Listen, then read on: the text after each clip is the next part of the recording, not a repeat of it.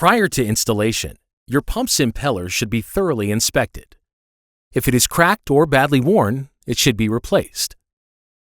If the impeller and shaft threads show signs of dirt and grime, thoroughly clean and apply anti-seize to the threads before reinstalling the impeller.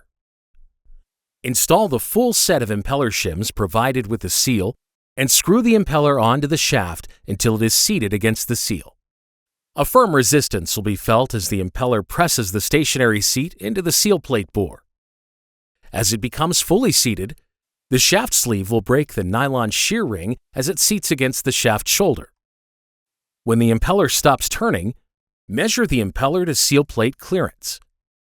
A clearance of 25 thousandths to 40 thousandths of an inch between the impeller and the seal plate is recommended for maximum pump efficiency. Remove the impeller adjusting shims to obtain the proper clearance. Coat the threads of the impeller screw cap with thread locker and install the impeller washer and cap screw. Torque the cap screw to 90 foot-pounds to complete the impeller installation and adjustment.